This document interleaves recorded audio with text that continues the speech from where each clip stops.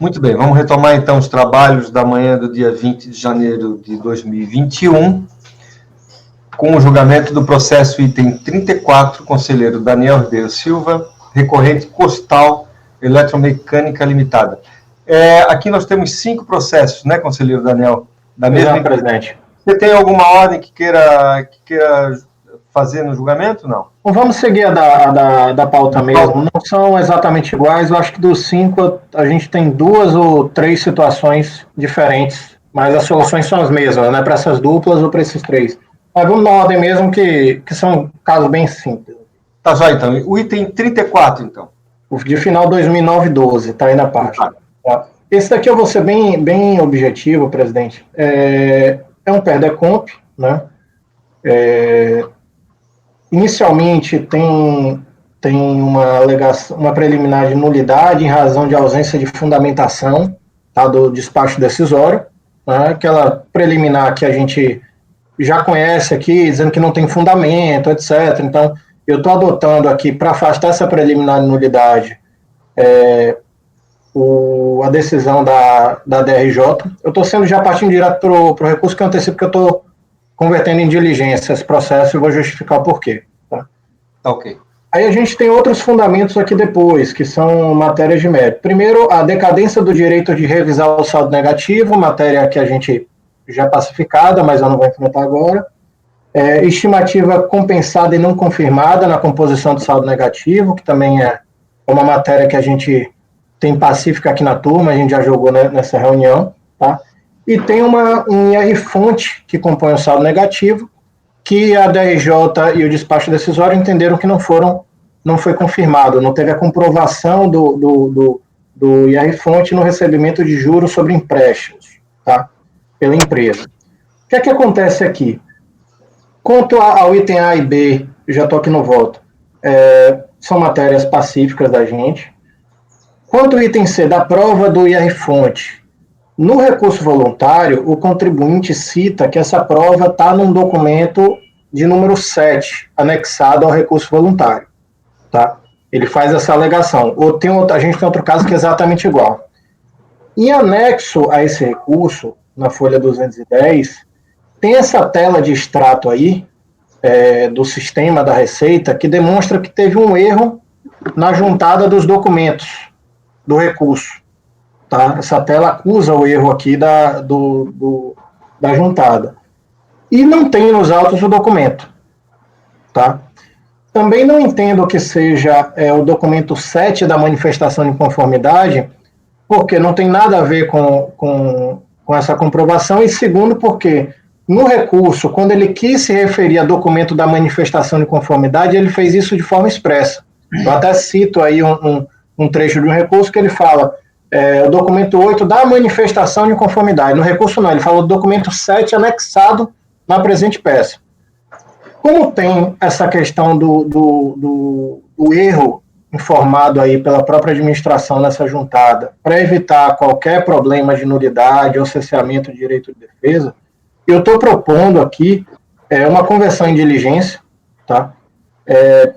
E já vou aproveitar essa conversão em diligência para que a unidade de origem faça apuração do saldo negativo, considerando as compensações de estimativas não homologadas, que é a posição que a gente tem aqui recorrente, e intimando a empresa recorrente para apresentar esse DOC 7 num prazo de 30 dias, tá? E depois retornando para o que eu faço para que eu consiga fazer essa análise. Eu estou adotando essa solução de forma mais cautelosa por conta dessa comprovação de um erro na juntada. Tá? Não foi alegado pelo contribuinte, tá? Expressamente isso, mas é um documento que está nos autos e que me gerou certa dúvida a respeito desse erro aí. Se realmente teve o erro, se o contribuinte às vezes não percebeu que não foi juntado esse documento, e a gente está, de certa forma, passando por cima disso aqui. Porque sem esse documento, na verdade, ele não juntou prova nenhuma. Tá? Então, assim, até já antecipando, se a gente superar e não converter em diligência, eu só estou orientando meu voto por dar provimento apenas nas estimativas compensadas. Tá? Então, assim, em resumo, essa é a situação, presidente. E ele se refere como prova como prova do IR-fonte, exatamente. O IR-fonte sobre recebimento de juros de empréstimos feitos para empresas do grupo dele. Tá. Bom, alguém quer fazer algum questionamento, alguma pergunta? Passemos à votação, então, doutor Camerano. Eu acompanho o voto do relator. Só colocar ali no item A, talvez, né, Daniel, que está reconhecendo, reapurar o saldo negativo em função até do próprio parecer normativo, né? Porque às vezes eles não apuraram lá porque eles entendem que não pode fazer isso. Sim, pode ser. Né? Sim. Colocar o parecer normativo ali, porque aí já reforça que eles têm que fazer isso. Certo. Né? Toma. Acompanha, presidente. E como eu falei ontem, né, repito, o que abunda não prejudica. Na realidade, quanto mais incisivo for no pedido de diligência à unidade local, menor o risco. A resistência, né? Da resistência e da incidência de erro, né? Conforme foi bem comentado pelo Camerano, tá? Doutor Carlos André. Com o relator. Doutora Luciana.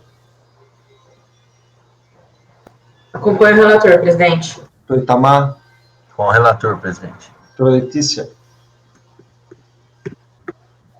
Com o relator, presidente. Doutor André. Também acompanho, presidente. Então, por unanimidade de votos, converter o julgamento em diligência nos termos do voto do relator. Item 35, Costal Eletromecânica. Doutor Daniel. Vou abrir aqui, presidente. O item 35 é o de final 2003-81, não é isso?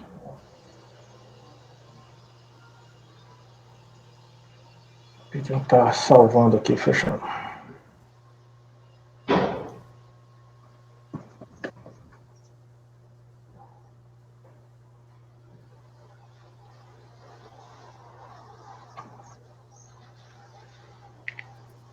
Peraí, só um minuto, presidente, está meio travado aqui.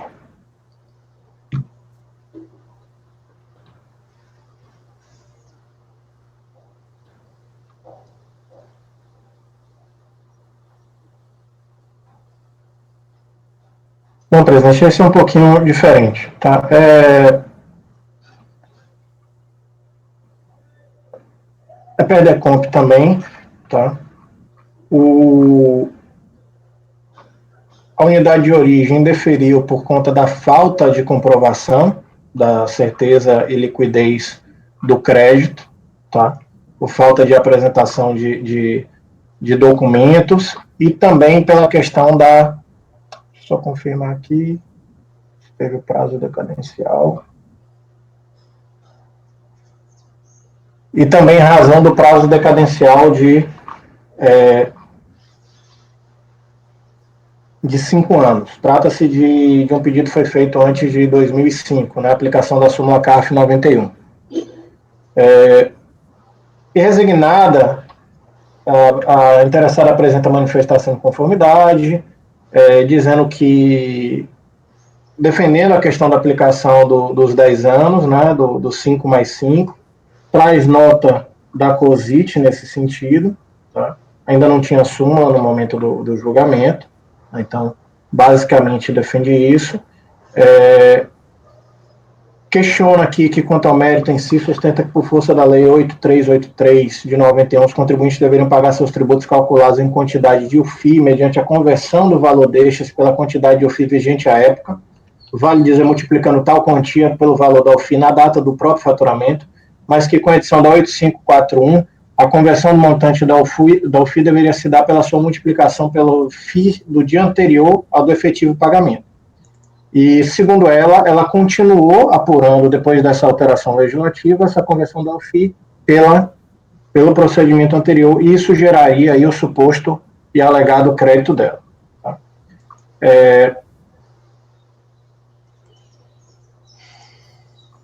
A DRJ manteve a posição de indeferimento por conta do prazo de 5 anos, mas mesmo assim ela fez análise do direito creditório. Então, ela falou, mesmo que ultrapassado isso, o contribuinte não comprova absolutamente nada, tá? Já que ele não trouxe documentação de suporte, nada disso. diz que não foram apresentados elementos hábeis a permitir, quanto ao mérito, eventual reconhecimento do direito creditório pleiteado. Ciente da decisão do acordo, o contribuinte interpõe recurso voluntário, alegando os mesmos argumentos trazidos em sede de manifestação de conformidade. Nada trouxe de novo, em especial quanto ao cumprimento dos requisitos da IN 6792, que foi questionado tanto no despacho decisório quanto pela DRJ. E é o relatório do essencial, presidente. Passo ao voto. Bom, o recurso é tempestivo, da análise dos autos é fácil constatar que, com exceção do pedido de reapreciação dos seus argumentos e pedidos, o recurso voluntário apresentado constitui-se basicamente em reprodução da parte da impugnação, cujos argumentos foram detalhadamente apresentados. Em verdade, todas as peças processuais apresentadas pelo contribuinte repetem os mesmos argumentos e basicamente trazem questionamentos relativos ao prazo decadencial para pleitear a restituição e ao alegado erro na aplicação do valor do ofício. Mesmo o despacho decisório da RJ tendo aplicado prazo decadencial de 5 anos, ambos também acabaram por adentrar o mérito, tá? Para dizer que a legislação invocada pelo contribuinte apenas seria aplicável ao IRPJ, CSL e LL, e não foram cumpridos os requisitos da IN 6792. Pois bem, nem em manifestação de conformidade, muito menos em sede recursal, o contribuinte enfrenta tais argumentos e, portanto, não dialoga com a decisão recorrida. Quanto ao prazo prescricional aplicável ao pedido de restituição, em que pese a DRJ e a unidade de origem não pudessem ter adotado posição diversa, entendo assistir razão ao contribuinte quanto à aplicação do prazo de 10 anos, conhecida a tese do 5+5. Entretanto, mesmo assistindo razão ao contribuinte, neste ponto a resolução da presente demanda terá o mesmo destino dado pela unidade de origem da RJ. Explico. Qual a questão da aplicação do prazo prescricional de 10 anos para pedidos formulados até 9 de junho de 2005, já é objeto de súmula desse CARF, de natureza vinculante, aprovada em 2008. Cito a súmula 91. Por sua vez, eu cito a decisão do STJ que fundamentou nessa súmula também. Tal decisão foi tomada em sessão plenária, a do STJ, em 4 de 8 de 2011. Por sua vez, a decisão da DRJ foi preferida em 2 de 4 de 2009. E exatamente por isso que a unidade de origem e a DRJ não poderiam ter adotado posição diferente, já que quando se manifestaram, aquele era o entendimento vigente no âmbito da administração. Por que é que eu estou trazendo isso daqui? Para evitar eventual nulidade para retorno de análise da DRJ, unidade de origem, que eu entendo ser desnecessário. Eles entenderam que teria prescrito, tá, o prazo, porque naquele momento era a legislação que eles entendiam aplicável. A posição do STJ e depois as decisões do CARF, nesse sentido da aplicação do 5+5, só vieram depois de forma vinculante. Tá? Exatamente para evitar um retorno por conta de uma aplicação que algo já é simulado e levando em consideração que a própria despacho decisório e a DRJ já acabaram por analisar o mérito do crédito, em que pese tenham afastado por conta do prazo. Né? Eles acabaram adentrando no fundamento. Então, não vejo aqui nenhum prejuízo do contribuinte e nem aí eventual supressão de instância, nada nesse sentido. Tal decisão entretanto, outro assim, mesmo assim, parte do crédito pleiteado já estaria fulminado pela prescrição. Isto porque o pedido de restituição foi protocolado em 24 de 6 de 2003 e o contribuinte também pleiteia créditos do período de janeiro a junho de 93, quando já ultrapassados os 10 anos. Mesmo considerado prazo de 10 anos, tem uma parcela aí que estaria prescrita. Ademais, em que pese deva ser afastado o argumento da prescrição para os créditos a partir de 24 de 6 de 93, mesmo assim o direito creditório não deve ser reconhecido. Primeiro, de pronto, já deve ser afastado o alegado direito creditório quanto ao PIS, COFINS, IPI e R-Fonte, vez que a alteração legislativa trazida pela Lei 8541 apenas aplicável a IRPJ e CSL, conforme também dispõe o ato declaratório COSIT número 3 de 93. Ressalta-se que, em que pese tal argumento tenha surgido ainda no despacho decisório, o contribuinte não rebate especificamente, limitando apenas a repetir os mesmos argumentos. Segundo, porque o contribuinte descumpriu os requisitos previstos na IN SRF 6792 e tampouco apoiou seu pedido na escrituração fiscal e contábil. O contribuinte tão somente traz aos autos planilhas unilaterais e DARFs, tão somente. Nesse sentido, a unidade de origem foi clara e assim se manifestou. Além do mais, para a postulação dessa restituição, a interessada deveria trazer aos autos uma declaração expressando que ainda não compensou tais débitos, ou tais créditos com débitos da mesma espécie, apoiada com base nas escritas fiscal e contábil. Conclui-se, portanto, que de todo o discorrido, que não há elementos de convicção a forcejar um eventual reconhecimento do direito creditório. Neste mesmo sentido, a DRJ também foi reafirmando o que estava no despacho decisório. Por sua vez, apesar dos argumentos da unidade de origem da DRJ quanto à necessidade de apresentação da documentação contábil fiscal, em sede de manifestação e recurso, o contribuinte basicamente reafirma. Aí eu vou poupar vocês aqui, presidente, eu volto naquela questão do ônus probatório, o dever de prova do contribuinte, trago precedentes, que é aquele voto padrão, né? E o fato é que mesmo diante de todo alerta e diante de uma decisão tão clara e didática, o contribuinte permanece repetindo seus argumentos quanto ao direito creditório, desacompanhado de qualquer documentação de suporte. Uma vez que o contribuinte não trouxe aos autos elementos mínimos de prova acerca do alegado direito creditório, e mesmo aplicando-se a súmula CARF número 1, afastando o óbice temporal, é de se negar provimento ao recurso voluntário. E é como voto, presidente. Muito bem. Alguém tem alguma dúvida? Passemos à votação. Doutor Camerano. Acompanho o voto do relator, presidente. Doutor Carlos. Acompanho. Doutora Luciana. Acompanho, presidente. Doutor Itamar. Com o relator, presidente. Doutora Letícia. Com o relator. Doutor André. Também acompanho o relator, presidente. Então, temos por unanimidade de votos negar provimento ao recurso voluntário. Item 36. Vou, presidente, só salvando aqui para fechar aqui. Essa parte da T, como sempre, está uma demora.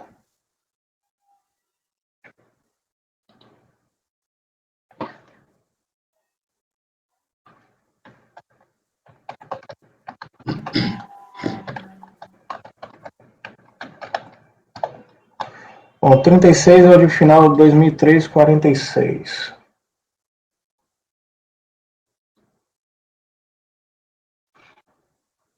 Bom, também é relativo ao ônus probatório, né, e a comprovação do crédito, mas um pouquinho diferente do outro. Trata-se de recurso voluntário interposto face do acordo proferido, né, na declaração de compensação, número tal, proferida através da despacho decisório abaixo. A DF de origem emitiu despacho decisório eletrônico de folha 119, não homologando o feito sob o fundamento que o DARF indicado como fonte do valor pago a maior estava integralmente utilizado para quitação de débito confessado pelo contribuinte, não restando saldo disponível para a compensação pretendida.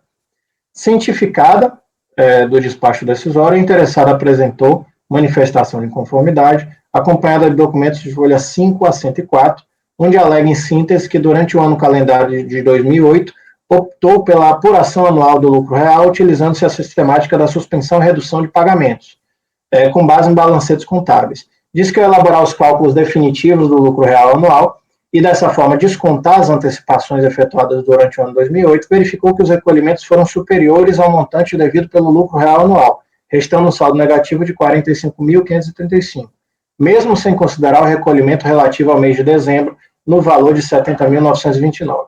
Afirma que já retificou a DCTF, no qual constava indevidamente o débito relativo ao mês de dezembro, no valor de 70.969, e requer seja julgada procedente a manifestação de inconformidade. O acórdão recorrido negou provimento à manifestação de inconformidade, com dispensa de emenda. Isto porque, segundo o entendimento da turma, para suspender o pagamento do imposto estimado, o contribuinte deve levantar balanço e balancetes, os quais devem estar transcritos no livro diário, mas a interessada não comprovou em nenhum momento a existência desses balanços ou balancetes, devidamente escriturados no livro diário, e também não apresentou nenhum outro elemento da escrituração contábil e fiscal. Portanto, faltando aos autos a comprovação da existência do pagamento indevido, o direito creditório a favor do contribuinte não pode ser reconhecido e a compensação não pode ser homologada. O contribuinte apresenta recurso voluntário, em que ele alega nulidade da decisão recorrida por entender que era necessária a conversão de diligência, tá? Ele fez esse pedido na manifestação, diz que tem uma farta documentação que instrui a manifestação de inconformidade, alega necessidade de respeito ao princípio da verdade material e a possibilidade de juntada de documentos em sede de recurso voluntário. Da origem do crédito, aduz que, ao elaborar os cálculos, ele repete aquele argumento, né, que, em verdade, teve saldo negativo de 45 mil, mesmo sem considerar o recolhimento no mês de dezembro, e requer seja julgado procedente o seu recurso. Passo ao voto. Bom, o recurso é tempestivo, da análise dos autos é fácil constatar, com exceção do pedido de reapreciação dos seus argumentos e pedidos, o recurso voluntário constitui-se basicamente em reprodução de parte da impugnação. As únicas inovações trazidas pelo recorrente se referem aos itens 2.b e 2.c do seu recurso, vez que no mérito, basicamente, repete os argumentos da manifestação de inconformidade. Quanto à alegada nulidade da decisão recorrida, face à suposta necessidade de diligência, entendo que a arguição é totalmente descabida. A realização de diligência não é direito potestativo do contribuinte, mas sim faculdade do relator ou da turma julgadora quando entenderem necessário para o julgamento feito. Não foi o caso. Neste ponto, é importante notar que o processo administrativo é informado pelo princípio do livre convencimento motivado, o qual permite ao julgador que analise o caso concreto à luz da legislação pertinente e firme seu convencimento a partir da prova constante nos autos. E apenas em caso de eventual necessidade de aprofundamento e dúvida do relator é que será feita a conversão em diligência. Então, aquela posição dessas preliminares de nulidade que a gente vem de forma reiterada, que pelo fato de não ter convertido em diligência, teria tido uma nulidade, como se a diligência fosse um direito potestativo. O contribuinte pediu, precisasse converter. Então, estou afastando aqui a preliminar de nulidade nesse sentido. No que se refere ao tópico em que alega que o contribuinte, quanto à alegada farta documentação que instruiu a manifestação de inconformidade e a defesa do princípio da verdade material para possibilitar a juntada de novos documentos em sede recursal, cumpre ressaltar quais foram inicialmente os documentos juntados em sede de manifestação. Bom, o contribuinte juntou contrato social, que nada serve de prova, procuração pública, que nada serve de prova, documentos de identificação da pessoa física, também que nada serve de prova, procuração particular para advogados, que nada serve de prova, perdecomp, que não serve de prova do direito alegado diante da ausência de elementos comprobatórios, a perdecomp que é objeto daqui, a ficha doseada da IPJ, trata-se de uma imagem da tela de um computador, sequer fora juntada a referida da IPJ completa, e mesmo assim tal documento não constitui confissão de dívida, e, portanto, não tem força probatória se dizer acompanhados dos demais elementos contábeis. Ele traz a DCTF, de dezembro de 2008, original, DCTF a qual o contribuinte alega ter cometido erro na informação, não se constitui como elemento de prova hábil, e traz a DCTF retificadora, não possui força probatória se desacompanhada dos documentos fiscais e contábeis que lhe derem amparo. E o rastreamento da postagem via correio, que apenas possui força probatória para analisar a tempestividade. De uma simples análise do conto acima relatado, o que se verifica da farta documentação, entre aspas, é que o contribuinte juntou documentos que não são hábeis para comprovar o alegado direito creditório. Tal fato foi claramente enfrentado e didaticamente explicado na decisão recorrida. Veja-se que sequer os alegados balancete, suspensão e redução foram juntados pelo contribuinte. O que se vê, portanto, é que o contribuinte não logrou êxito em comprovar o seu direito creditório, qual é o ônus que lhe incumbe. Por sua vez, em sede recursal, traz a alegação genérica quanto ao princípio da verdade material e o alegado direito de juntada de provas em sede recursal e, no mérito, apenas repete os argumentos da manifestação de conformidade. Então, enfrentado esses dois argumentos novos, presidente, eu estou aplicando aqui a faculdade do artigo 57, tá? E reproduzo aqui a decisão da DRJ, que analisou de forma clara e deixou claro o caminho que o contribuinte deveria seguir, né, para demonstrar o seu direito creditório, né? Trago aqui uma posição sobre a questão do dever de prova, né? Aquele precedente do próprio Guilherme Adolfo, que foi aqui da turma. E aí reitero aquela posição do ônus probatório do contribuinte, digo que ele não traz absolutamente nada, que a DCTF retificadora é desacompanhada dos elementos hábeis para que justifique, né, o erro cometido não tem força probatória, e que no caso concreto, em que o contribuinte alega que fazer a sua apuração através de balancete, suspensão e redução, seria uma prova, inclusive, muito fácil para o contribuinte fazer. E no seu recurso voluntário, ele anexa o que alega ser o balancete contábil, mas trata-se de documento que não cumpre requisitos formais para sua validade, tratando-se de documento apócrifo e sem força probatória. Ele traz simplesmente uma planilha, que ele diz que é o seu balancete de suspensão e redução. Traz ainda recibos da escrituração digital, mas sem trazer os autos a referir da escrituração, certamente também nada prova ou dialoga com a decisão recorrida. Junta da IPJ 2009-2008, mas sozinho e sem documentação contábil não faz prova. Traz uma planilha que diz ser a apuração do seu lucro real, também sem nenhuma formalização necessária. E traz o LALU, que entendo que isoladamente não consegue comprovar a origem do alegado direito creditor. Veja ainda que o contribuinte entendeu que o despacho decisório não considerou o IR-fonte relativo a pagamentos retidos no exterior e as estimativas compensadas, mas nenhuma prova traz a esse respeito, nem alegação. Uma vez que o contribuinte não trouxe aos autos elementos mínimos de prova e tendo em vista o ônus probatório dele, eu estou orientando meu voto por negar provimento ao recurso voluntário, presidente. Doutor Camera. Acompanho o voto do relator, presidente. Doutor Carlos André. Eu acompanho o relator. Só faço uma observação, tem duas vezes a referência ao voto do Guilherme, está duas vezes no texto. Deve ter duplicado, deixa eu corrigir aqui. Obrigado, Carlos. Doutora Luciana.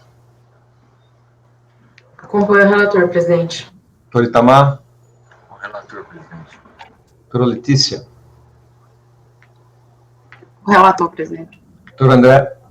Também acompanho o relator, presidente. Acompanho, temos então por unanimidade de votos afastar a preliminar de nulidade e no mérito negar provimento ao recurso voluntário. Item 37, mesmo recorrente, custódia eletromecânica, doutor Daniel. 37, hoje final 1191.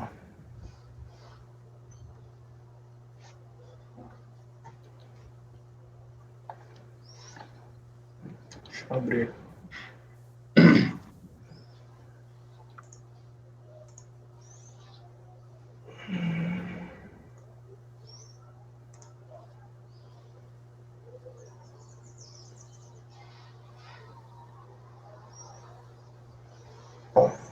Você também é um pouquinho diferente, apesar que também vai pela linha do ônus probatório. O contribuinte busca aqui nessa PERDECOMP um aproveitamento de um saldo negativo de RPJ relativo ao calendário de 1999 no imposto de 428 mil, e que era composto por antecipações efetuadas a título de IR-fonte sobre aplicações financeiras e estimativas compensadas com saldo períodos anteriores. Esse valor não foi confirmado, tá? Totalmente, apenas a soma das parcelas foram confirmadas, foram 274 mil, ao invés de 763 mil pleiteados. O IR no exterior não foi confirmado, estimativas compensadas também não foram confirmadas. A interessada apresenta manifestação de conformidade, diz que alega a questão da nulidade do despacho decisório, diz que foi bastante sucinto, contendo informações relativas ao preenchimento, faltando um relatório detalhado das análises efetuadas. A falta de acesso a essas informações impede o contribuinte de tomar conhecimento a respeito dos critérios utilizados pela unidade de origem na análise. Obteve informações junto à DRF de que, por se tratar de processo eletrônico, a manifestante não poderia ter visto os processos administrativos 1127 e 1191 relacionados com os valores hora cobrados, que são as estimativas compensadas, e assim deve ser concedida a devolução do prazo para apresentação da manifestação de inconformidade a partir da data que for possível à vista dos autos. Aí traz aí a questão de alegações mais genéricas a respeito do IRPJ ser tributo sujeito ao lançamento por homologação, e o dever de antecipar sem prévio exame. fala da contagem do prazo decadencial para a Fazenda constituir o crédito tributário, dizendo que expira em 5 anos, contados da ocorrência do fato gerador do tributo, assim considerando que o fato gerador do IRPJ ocorre em 31 de dezembro de cada ano e o crédito objeto da compensação teve origem em 99, no ano de 99, em 4 de maio de 2011 já estaria esgotado o direito físico de discuti-los, pois em 31 de dezembro de 2004 operou-se o Instituto da Decadência. Aquela alegação de decadência do direito de analisar o débito, né, a partir da compensação, depois de um prazo de 5 anos. Diz que o próprio Conselho reconhece essa contagem do prazo decadencial, e aí requereu que fosse devolvido o prazo, reformado o despacho decisório para reconhecer a decadência. A DRJ indeferiu a preliminar nulidade do cerceamento de direito de defesa, tá? Também o prazo suplementar, dizendo que o contribuinte teve acesso a todas as informações necessárias para análise para fim de apresentação da manifestação de conformidade. Enfrentou a questão da decadência, né, posição já conhecida pela gente, e quanto ao direito creditório, entendeu que não restou comprovado o direito creditório do contribuinte. Isso é uma coisa.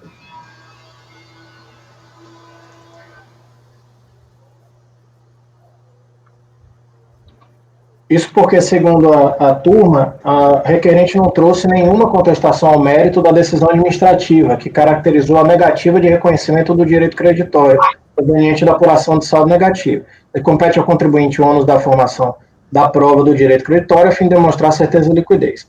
A DRJ entendeu ainda que, demonstrado que o contribuinte teve acesso a todas as informações necessárias para preparar sua manifestação de conformidade, não se vislumbrava, no caso em preço, nenhum embaraço ao exercício de direito de defesa.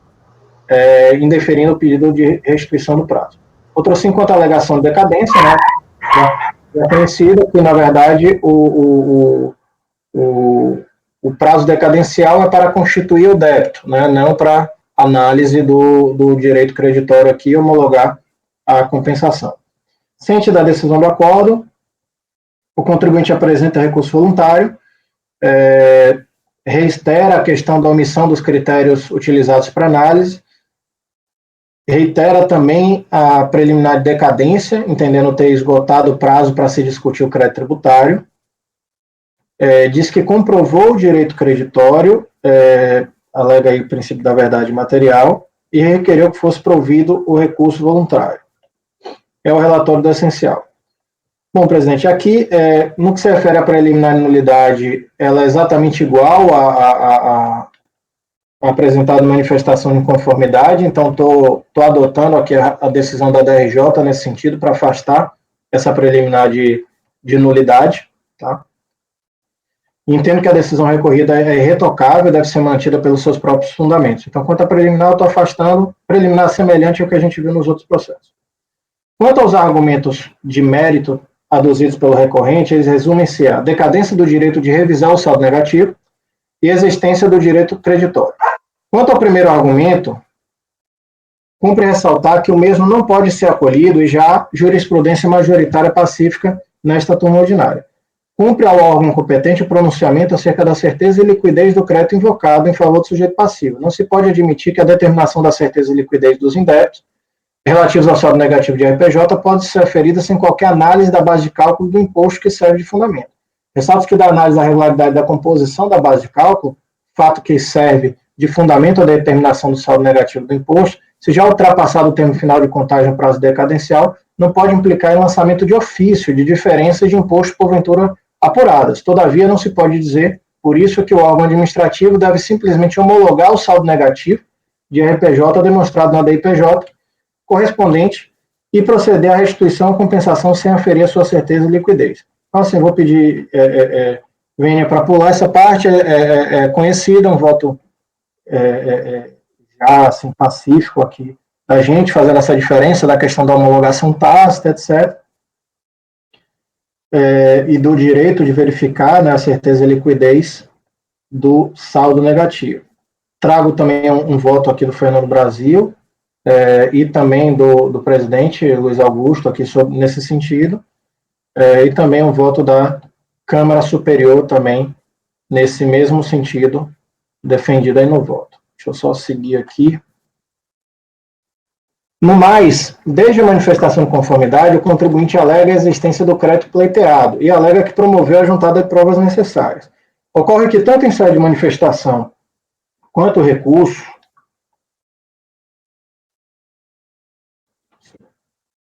a requerente não trouxe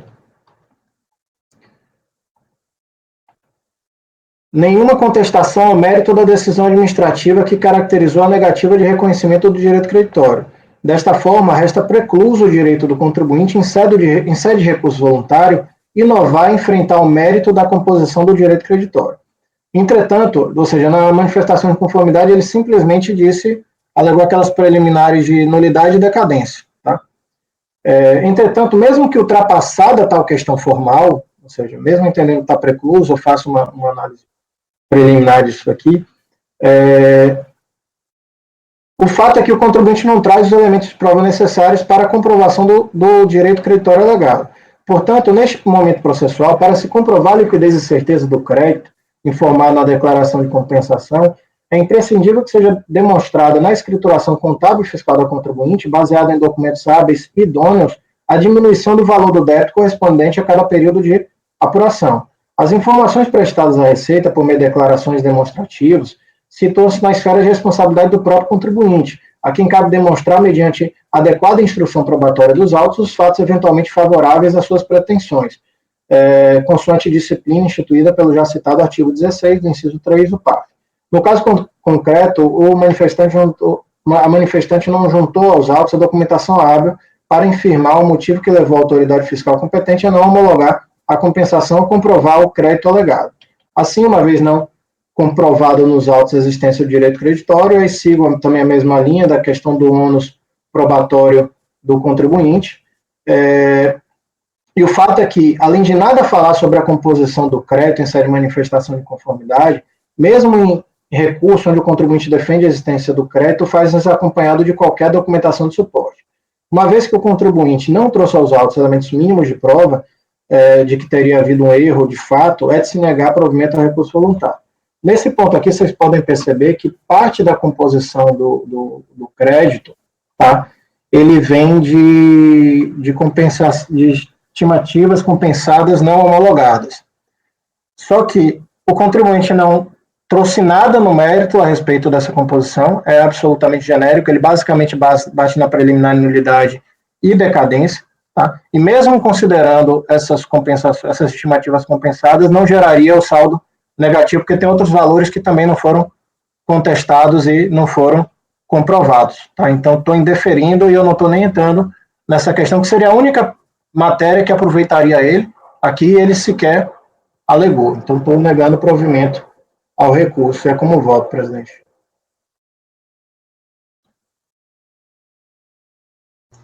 Muito bem. Alguma dúvida? Doutor Camerano. Acompanho o voto do relator, presidente. Doutor Carlos André. Acompanho. Doutora Luciana. Acompanho, presidente. Doutor Itamar. Oi, relator. Doutora Letícia. Acompanho, presidente. Doutor André. Oi, relator, presidente. Também acompanho o relator. Temos, então, por unanimidade de votos, afastar a preliminar de nulidade e de homologação tácita da compensação e, no mérito, negar provimento ao recurso voluntário. Item 38. Último processo da mesma contribuinte postal. Doutor Daniel.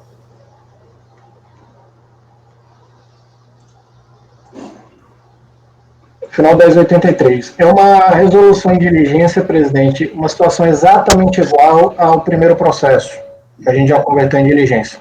Tá? Então, o caso é exatamente igual, estou adotando aqui a mesma decisão, é o mesmo tipo de crédito, aí a fonte também, é o mesmo documento 7, parece até que as defesas os recursos foram cópias um do outro, e aconteceu o mesmo erro. Então, estou adotando a mesma solução.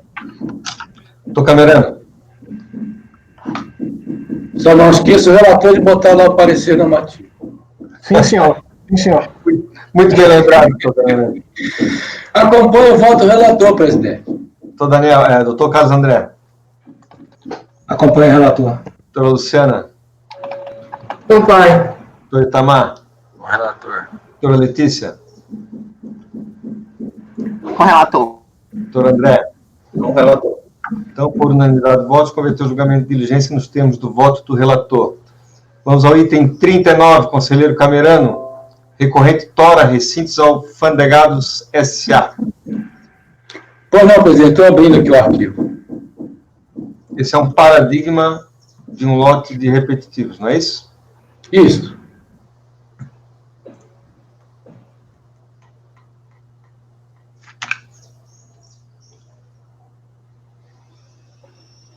Muito bem. O recurso voluntário apresentado pela recorrente, nesse caso, desse processo, né, já sofreu uma apreciação por parte deste colegiado. Ocasião em que, por meio desta turma ordinária, mas com outra composição, converteu o julgamento do presente processo em diligência, em sessão realizada em 15 de agosto de 2019, por meio da resolução CARF 1401-663, de relatoria do conselheiro Abel Nunes de Oliveira Neto. Então, eu reproduzo integralmente aqui a resolução da diligência, né, proposto por esse colegiado, porque resume bem a situação que ocorreu nos autos. Então, ele inicia aqui transcrevendo o relatório da decisão de piso, né, mostrando aqui a origem do crédito, né, que ele tinha feito um recolhimento de estimativa superior ao devido e tal. Esse despacho foi utilizado também em outros decompos, né, que são outros processos, né. O despacho decisório não teria reconhecido a existência do alegado crédito, tá? Uma vez que o contribuinte não teria comprovado o valor do débito e declarado a estimativa, né? Muito bem. E aí não teria atendido uma intimação lá da unidade, de outras exclusões lá no lucro real, base de cálculo. Muito bem. Cientificado o despacho decisório, então, continua apresentando manifestação de conformidade. Né? Foi solicitada a apresentação de documentos, ou esclarecimentos acerca da discriminação dos valores, rubrica de outras exclusões, que consta na demonstração da contribuição social sobre o lucro real, né? Que foram essas exclusões que motivaram aí também o crédito. Muito bem. Aqui no voto da decisão de piso, então,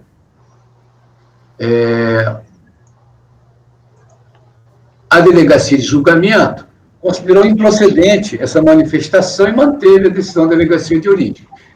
No recurso voluntário, o contribuinte aduziu que existe o direito de constituir e reverter provisões para a apuração do lucro, que estas são dedutíveis na apuração do lucro, que a recorrente realiza provisões e as adiciona normalmente no LALU, né?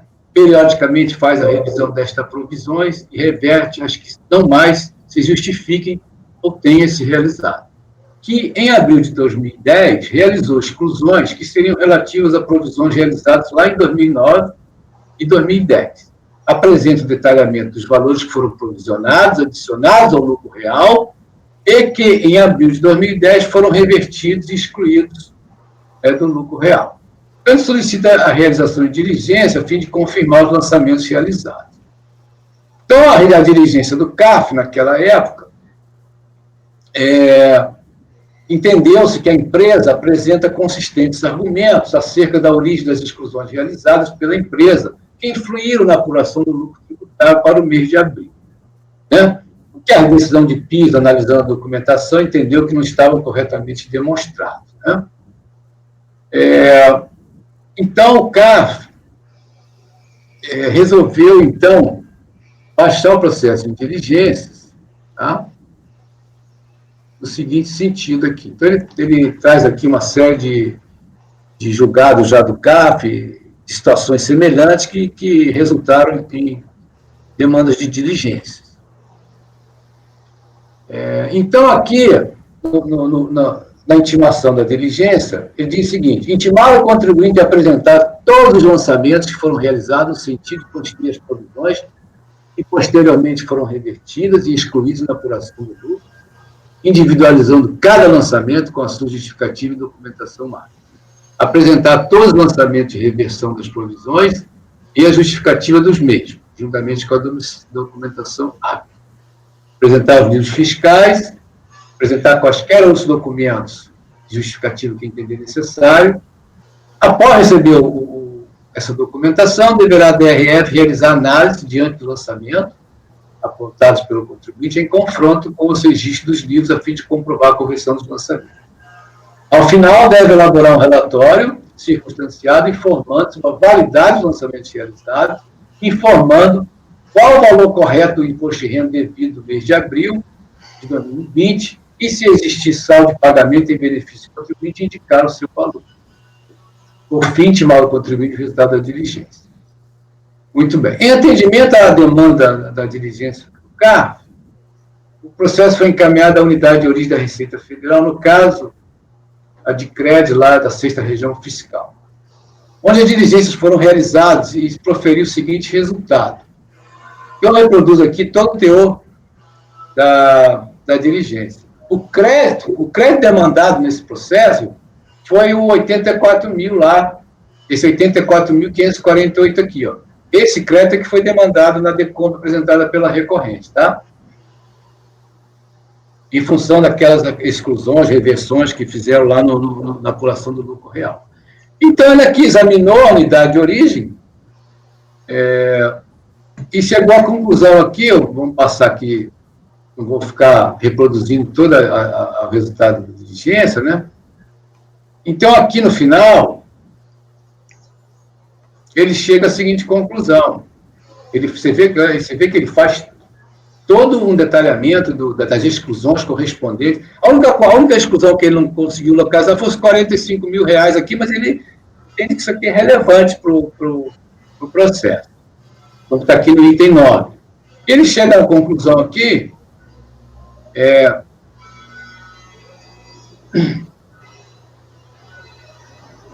daí, no item 11 aqui, ó, daí, uma vez que o não reconhecimento do crédito, objeto da decompra tal, ocorreu em razão de o contribuinte não atender a intimação para comprovar os valores informados no livro de apuração do lucro real e nos balancetes mensais de suspensão ou redução sob a rubrica outras exclusões, e na presente análise foram apresentadas cópias do livro diário ano calendário 2010, permitindo a aferição e confirmação de tais valores.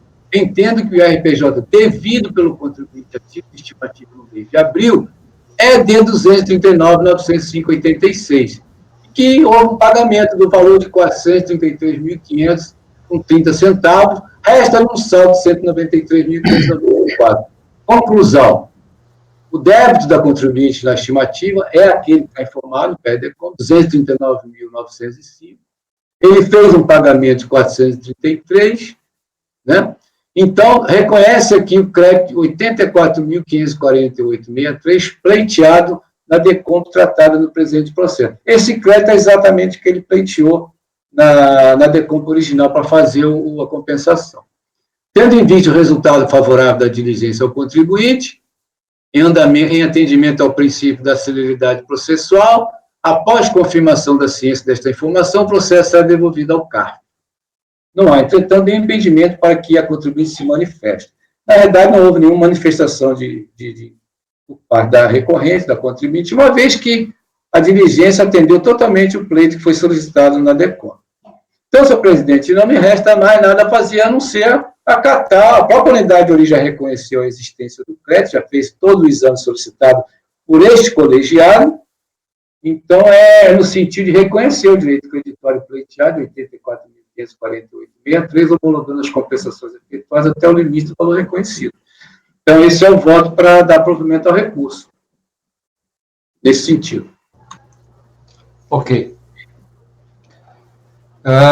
Doutor Daniel? Presidente, e voltamos ao normal, né, com o Camerano recebendo processos com diligência pronta, né, e confirmando tudo. Parafraseando o lendário Carlos André, conselheiro Carlos André, fui às lágrimas. Só um minutinho, deixa eu só olhar a Constituição aqui, porque agora que eu vi que a Tora é a antiga Usifast. Usifast, isso.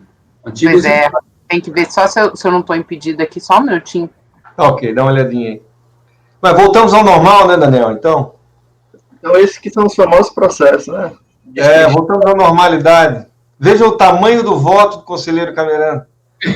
Mas, senhor presidente, a unidade hoje fez um belíssimo trabalho. Né? Belíssimo trabalho, é verdade. Tá vendo? Há quanto tempo que eu não vejo um desses para mim aí? Como diria o colega Salomão, lembra, Carlos André de Salomão? Isso é um indivíduo, um sujeito bafejado pela sorte. É verdade? Bafejado é ótimo. Ele usava sempre essa expressão. Onde é que eu fui buscar o Salomão? Só o doutor Camerano mesmo. Olha. Presidente, eu realmente estou impedida. Eu já tinha me declarado impedida na resolução do Abel. Tá ok. Vou anotar aqui. Vou sair.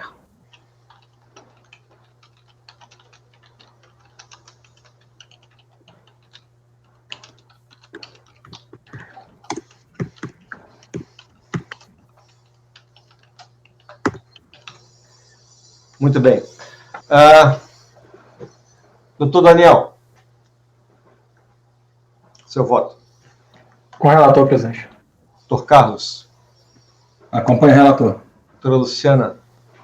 Acompanhe o relator, presidente. Doutor Itamar. Com o relator, presidente. Doutor André. Com o relator, presidente. Também vou com o relator. Então, temos por unanimidade de votos dar provimento ao recurso voluntário para reconhecer o direito creditório pleiteado, homologando as compensações efetuadas até o limite do valor reconhecido. Depois só altera o voto, viu, Camerano, para deixá-lo o mais genérico possível. Por isso que eu nem coloquei o valor aqui na decisão, tá? Sei. Por ser um paradigma de repetitivo, tá ok? Ah, tá. Muito bem. Item 40, 41, 42, 43, 44 recebem a mesma decisão. Vamos ao item 45, Consultora Ohana Limitada. Conselheiro Daniel. Presidente, eu salvei 2 votos aí na pasta, um completo e outro genérico, porque é repetitivo. Aí eu peço que vocês abram o completo para acompanhar melhor. É um caso bem simples. Desde a manifestação de conformidade, o contribuinte na verdade, não traz absolutamente nada. Ele questiona o fundamento do despacho decisório, diz que não conseguiu entender o porquê do motivo do indeferimento da PERDECOMP, diz que a autoridade quedou-se inerte na análise do crédito pleiteado. Só um momento. Desculpe interromper, Daniel. A doutora Letícia. Doutora Letícia? Ela abriu a câmera e fechou. Você ouviu o início do relatório? Sim, eu ouvi tudo. Continuando. Desculpa, doutor Daniel. Então, basicamente, ele traz esses argumentos, dizendo que tem direito à compensação, que o direito de compensação é previsto em lei, traz argumentos relativos à constitucionalidade, etc. Tudo absolutamente genérico, tá? Desde a manifestação de inconformidade. Bate muito na questão do cerceamento de direito de defesa, diz que que não analisou o mérito da questão, quedou-se omissa nos fundamentos que formaram o entendimento, diz que é totalmente nulo o despacho decisório, defende a produção de provas a qualquer momento, mas não traz absolutamente nada até agora. Diz que não tem como promover a sua defesa e nem apresentar elementos comprobatórios, já que nem a autoridade disse o porquê indeferiu o PERDECOMP, diz que é tudo nulo de pleno direito e pede que sua manifestação de conformidade seja provida. Tá? Da EJ, como não poderia deixar de ser, deferiu a manifestação de conformidade, entendeu que o que se observa nos atos que o interessado não traz qualquer documento que comprove suas alegações, o que viola a regra jurídica adotada pelo direito pátrio, de que a prova compete ou cabe à pessoa que alega o fato. A mera alegação de existência de um crédito não comprova que ele realmente existe, ou que é líquido e certo. Para tal comprovação, deveria ter o contribuinte apresentar a documentação contábil e fiscal correspondente. Como visto, o manifestante não logrou tal comprovação. Quanto às alegações de cunho constitucional, aplicou a súmula 12, e negou a preliminar nulidade, visto que não trata nenhuma das hipóteses do artigo 12 do RPAC. Ciente da decisão da qual o contribuinte interpõe recurso voluntário, alegando praticamente as mesmas razões aduzidas em sede de manifestação de inconformidade. Então, bate de novo na nulidade do despacho decisório, diz que teve cesseado o seu direito de defesa, diz que por conta disso está impossibilitado de fazer prova. No mérito, ele alega apenas a questão da possibilidade de compensação, o direito de compensação de tributos administrados, traz alegações de jurisprudência da STJ, fala da necessidade de suspensão da exigibilidade do débito e pedidos, pede que o recurso seja recebido e processado, seja determinada a suspensão da exigibilidade, acatadas preliminares arguídas, a fim de declarar nulo e pleno direito de despacho decisório, pois é eivado de vício insanável. Presidente, eu vou poupar vocês, ele não traz absolutamente nada, o recurso é absolutamente genérico, tal qual foi a manifestação de inconformidade, está repetindo os mesmos argumentos. Eu estou aqui usando a faculdade do artigo 57 do regimento interno do CARF, mantendo a decisão recorrida pelos próprios fundamentos. Só sigo aqui na página 12, dizendo que desde a manifestação de conformidade, o contribuinte traz alegações absolutamente genéricas. Alega ter tido o seu direito de defesa cesseado na medida em que não foi intimado para justificar a origem do crédito. Nada mais absurdo. A intimação pode ser realizada pela unidade de origem quando remanescer alguma dúvida quanto ao crédito pleiteado. Não foi o caso. No caso concreto, o alegado crédito estava alocado como pagamento de um débito confessado. Assim, não existem dúvidas, mas certeza da inexistência do direito creditório. Alega ainda nulidade do despacho decisório por ausência de fundamentação, também nada mais absurdo. A DRJ enfrentou tal preliminar de forma absolutamente acertada e a decisão não merece reparos. O despacho decisório é claro ao afirmar que o DARF, que supostamente comprovaria o direito creditório do contribuinte, está alocado para pagamento de débito confessado pelo próprio contribuinte. Não há qualquer dúvida quanto a tal fundamentação. E aí é necessário distinguir a falta de fundamentação da incapacidade ou falta de compreensão do contribuinte por eventual desconhecimento da legislação ou falta de capacidade técnica. O despacho decisório é claro e objetivo. Caberia ao contribuinte comprovar, através de elementos hábeis, o porquê da inexistência do débito que confessou, que é a hipótese que faria gerar eventual direito creditório, mas o contribuinte nada trouxe. No mérito, permanece repetindo as alegações genéricas a respeito do direito de compensação, não há o que se alterar na decisão recorrida. O contribuinte não consegue dialogar com a referida decisão. Apesar dos argumentos da DRJ quanto à necessidade de comprovação, em sede de recurso, o contribuinte apenas afirma o seu entendimento de que o crédito existe, mas não traz nenhum elemento. Aí eu venho de novo naquele ponto do dever probatório, do ônus da prova, trago jurisprudência nesse sentido. E aí, concluo aqui, presidente, no sentido de negar provimento ao recurso voluntário. Só tem um trecho aqui que eu vou fazer uma correçãozinha, mas não muda nada a conclusão. É como eu voto. Ok. Doutor Camerano. Acompanho o voto do relator, presidente. Doutor Carlos André. Acompanho o relator. Doutora Luciana. Voto com o relator, presidente. Doutor Itamar. Com o relator, presidente. Doutora Letícia. Com o relator. Doutor André. Com o relator, presidente. Me acompanham, temos então, por unanimidade de votos, afastar a preliminar de nulidade e no mérito negar provimento ao recurso voluntário. Bom, eu posso estar enganado, mas eu acho que nós encerramos aqui a pauta da manhã. Deixa eu só conferir, para que não haja nenhum engano aqui. Foram retirados de pauta, né, presidente? Deixa eu ver. Exatamente. Então, nós encerramos a pauta do período da manhã. Eu pediria o apoio para encerrar a gravação, por gentileza.